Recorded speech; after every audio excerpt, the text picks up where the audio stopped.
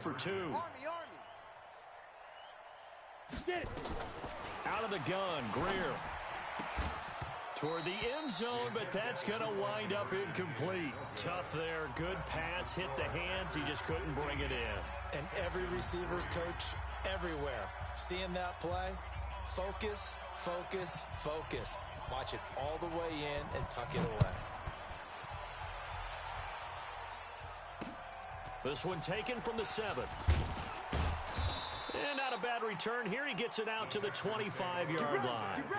Get ready. The Texans offense ready to go here for their next drive. They trail offense, first time to touch the ball in quarter 3, and we'll see what they can do.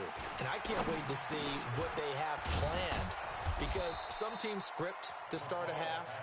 Other teams just go, okay, these are the sequence of plays we want to run. These things worked well for us. And sometimes they throw in that big chunk play right away. Shocker. Try and get after them early and try and create a big play to give themselves some momentum. See what they have up their sleeve. Here's a 2nd and 2 now from the 33.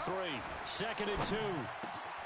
Oh, he's got a man wide open, complete. And they bring him to the ground just shy of midfield. 16 yards on that one, and also a Texan first down. Back-to-back good plays have them on the move on first down. Back to throw. McCall. It's complete to Hopkins. And he gets it inside the 35 and just shy of the 30. Another good gain. That's now 35 yards combined on those last 2 plays. So into Packer territory now. Here's 1st and 10 down at the 31.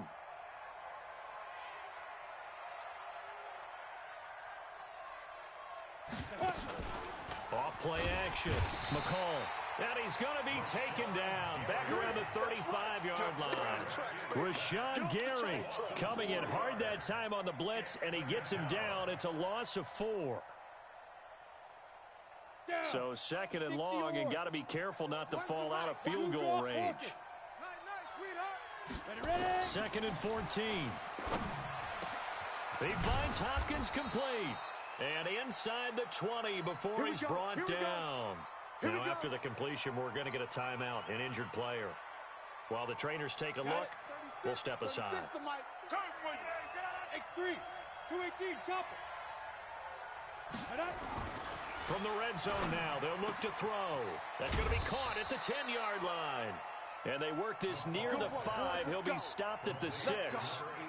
Another nice gain. That's now 30 yards between those last 2 plays. 1st and goal, and they got to be thinking a chance to get right back into this football game. Looking to throw. McCall. Looking end zone, but it's incomplete. Jordan Thomas, the one he was looking for, but it'll be 2nd and goal. What a job by this defense all game long. They've come together and really said, no one's crossing our goal line, and they're definitely not going to start right now. You can just see the dejection. Feel like nothing is working offensively. And got his man. It's caught. Touchdown, Houston. Dalvin Cook, his 2nd touchdown on the season, as his guys are back within a single score. Coaches must really like to see that from the quarterback, because he's had the interceptions in this game, but they're able to connect on the touchdown pass. And teammates love to see that, because they know that they miss blocks during a game, but they come back and make them later on. They miss tackles, right? They miss making plays, but the spotlight is magnified on your quarterback. And when he stands up to the pressure and comes back and throws a touchdown pass after throwing some picks earlier, they feel great about that guy. And likewise for him personally, as a rookie quarterback, has to give him more confidence. After the roughing penalty on the PAT, they'll kick off from 15 yards further upfield. And this will be a touchback as that sails over the end line.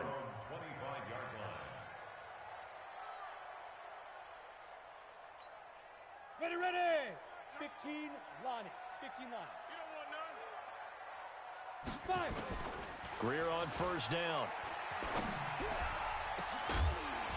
And that is incomplete. He couldn't hold on through the contact. Brings up 2nd down.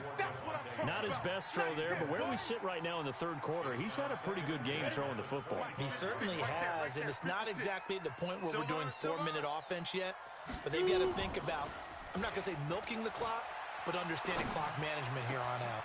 He rifles one that's intercepted. He's picked off at his own 47. And he may want to track down that football because that's interception number 1 on his career. You're saying that's going into the trophy case? I'd put it there. Yeah, no doubt about it. That's when you ask the equipment guys to make sure they hold it for you after the game. But if you play in the back 7 on defense, that's part of your job, finding ways to take the ball away from the other team. 2 yards on the pickup there. It'll be 2nd and 8. The last run got a couple. Here's 2nd and 8.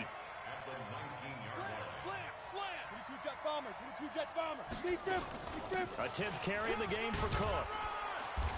And he'll go down here at the 12-yard line. It's a gain of 6, moves him to a manageable 3rd and 2 situation. The Packers bringing in an extra member of the secondary here to try for the 3rd down stop. From the gun, McCall. And that is incomplete. Perhaps they overthought this one a little bit. They've been running it real well on this drive, and it was 3rd and short, okay? They decided to throw the football incomplete. Yeah, they might have thought just a little bit too hard about that play selection. And this one is right through. And the lead is cut to 2 now. It's 15-13. They got the interception, but very little movement after, and that forces him to settle for 3. And it does feel like settling when that happens, doesn't it? It certainly does, but we got to give a lot of credit where it's due, and that's to the defense because they ran onto the field. This is what we call sudden change, right? Interception, you got to go put out the fire, and they did, holding them to a field goal. The Packer offense ready to get their next drive underway. And they've got the lead here getting late into the 3rd quarter. And the passing game for them, it's been terrific. We've seen that, but the rushing game almost non-existent. Nowhere to escape, and he goes down. Now, we talk about players blitzing all the time. I often laugh and sometimes call it just straight-ahead pursuit. What a running start right back to the backfield for him. Yeah, it really didn't give anybody a chance to get up there and stop him. No, I mean, that's really, really difficult. You're asking a whole lot anyway, but when he gets that kind of a start and comes through clean, oftentimes the advantage definitely goes to the defensive player. And they're not going to get to the line to run another play. So we will switch ends as the 3rd quarter has come to a close. This is the National Football League on EA Sports. After the sack, it's 2nd and 19, and the road gets a bit tougher from here. He's going to air one out. And look at this. They get the turnover they needed. It's intercepted. Picked off at the 49. A critical error there in a tight game of the 4th. All you talk about is taking care of the football, and especially with a lead here in the 4th quarter, turning it over, now the door is open for the opposition. Just in general, when you're passing in the 4th quarter with a lead, no matter at what point, you got to be super careful. Got to be careful, and sometimes you can be so careful that you end up running yourself into an error. So now 2nd and 10 after the incompletion on 1st down. Throwing again. McCall. And the catch made by Hopkins. And he is brought down, but not before reaching the 30. A gain there of 21 yards. Tell you what, he's been able to put the ball in some tight spots all game long. That throw, no different. Yeah, a lot of people would call it a gutsy type of a throw. I think he looks at it as, I can do it, so it's not that big of a deal to me, and I'm going to keep firing. The Packers going to use one of their timeouts. It's just their first. They'll be down to 2 remaining as we step aside here in the 4th quarter. Some good games going on in the early window. This might be the best of the bunch. Bravo. On 1st and 10, McCall. Hopkins on the grab over the middle. And he's brought down, but not before he reaches the 8-yard line. That's back-to-back plays of over 20 yards. 2 big plays in succession. Not sure this D knows what hit him, but now they got to get ready. It's 1st and goal. Give to Cook out of the gun. And nowhere to run on the interior of that defensive line. He'll get back only to the line of scrimmage. They'll say no gain on the play, and it'll be 2nd and goal. Another shot from the 9 on 2nd and goal. Hey, box drop, box drop. So Mike's number one. Watch the run. 2nd and 9 now. And that is caught. Touchdown, Texans. A 9-yard touchdown grab. And the Texans have retaken the lead. And he's a little bit on the shorter side as a receiver. Maybe sometimes for the defense, tough to find the little guys, right? Yeah, sometimes they get lost in the traffic, but usually what it means is that rather than just winning with height or even speed, they use their quickness to find a way to get open. Well, tall, short, wide, skinny, whatever, there it results in a touchdown. And he's up past the 20 to the 22-yard line. Let's go, baby. First and 10 at their own 22-yard line. About set to get this drive started, the Green Bay offense at the line. And they've sort of lost their way, partner. How do they recalibrate and get this proverbial train back on track? Well, this is where leadership really comes into play. How's the head coach handling it? The offensive coordinator? Sometimes they just make a joke. All right, guys, had your fun? All right. Throw it out the window. Yeah, let's get back on track here. And sometimes that'll work just fine. I guess it's time now to lean on that leadership. From all the way up at the 38 now after a good start to the drive. They fake the handoff, now Greer. Nowhere to escape, and he goes down. Sometimes I watch games and wonder why they use play fakes on certain passing situations because it's not going to fool anyone. I don't know if that was the case here, but the end result was the same. No one fooled. The quarterback was hit. Work to be done here on 2nd and 16 after the sack. Now it's Greer. And the pressure gets to him again. One thing that I liked about this guy during the draft process was his motor. Of course, I loved his skills, but he plays hard on every down. And that motor on full display there as he gets his first NFL sack. Possibly a turning point. Big play coming. This is 3rd and long. On play action. Greer to throw it. He's going to look deep for more. And unable to connect. Incomplete. I'll give them credit. They took their shot, but it's going to bring up 4th down. With the passing game right now for them, not overly impressive. Last week he hit on right at 50%.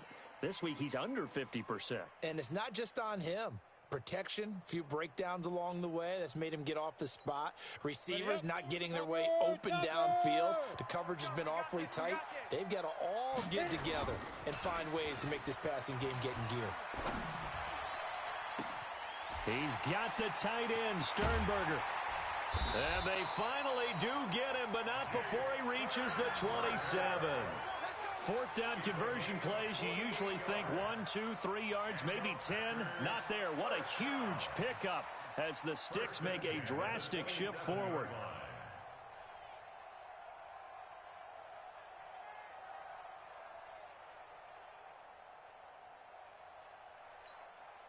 So now then, the big play has them all the way inside the 30 now, 1st and 10. On 1st down, it's Greer. And, oh, he took that in one-handed. What a grab. And they'll work it inside the 15-yard line before it's all said and done. Give him 15 there, and the Packers have a first. You better bring it. You better bring it. Ready? From the red zone now, they'll look to throw. And it's intercepted at the goal line. Good positioning, and it's picked off. And a big turnover there as his guys will get the football back.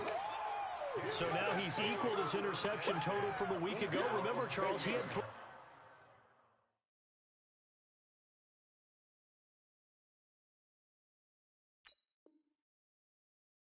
last week. And you know, all week long, he vowed to take that number down. Told the guys on the team, don't worry, things are going to pick up. I've got this. But he is in a major league rut right now. Let's see if his teammates can pick him up along the way. You're right. He talked about being cool, calm, collective, rebounding. Not rebounding right here. 10 yards there, good enough for a Texan first down. It's a gain of 10. And the Texans first down. Ready. 4th quarter, down to the final 2 minutes, and we've got a one-score game. Not totally home free yet, but it's looking good as they come up 1st and 10. So it's Texans football as we welcome you back. They've got a 1st and 10 as they look to try and finish this one off. They run again on 1st down, Cook. And he's going to be taken down with a marker on the field. So let's see about the call. So on the big tight end, holding. Each and every year, we talk about very few tight ends coming into the league that are polished blockers or asked to do it a lot in college. So it's a constant struggle and a constant fight to learn how to do it without holding. An opening there on that first down run as he gets this forward for about 8 or 9. That looks to be 8 officially, so 2nd and 2. 2nd and 12, and you'd have to assume another all-out effort to stop the run is coming. They run it again with Cook. A short gain here, maybe a yard to the 29.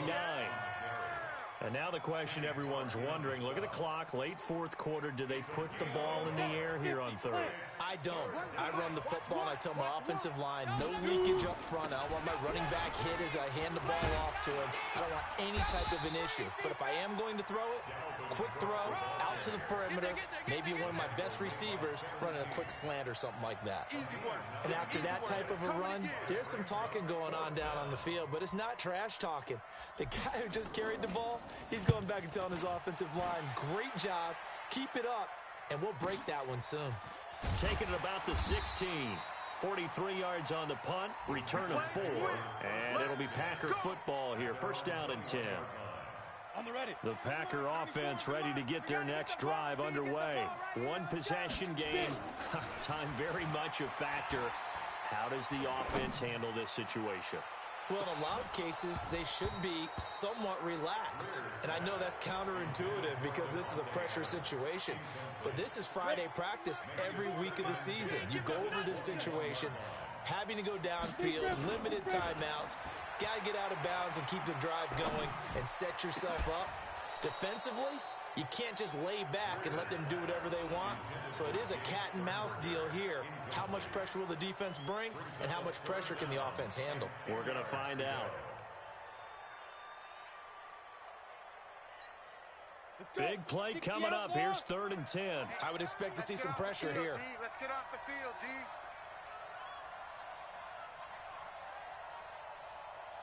The pressure drops off as they'll look to throw.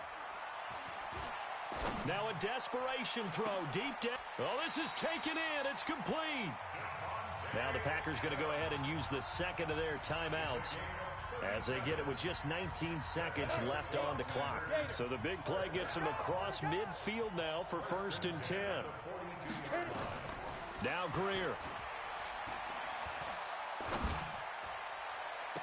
And, a crusher there as it's intercepted.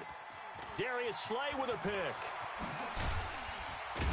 And he'll bring it all the way back, just a yard or two shy of midfield.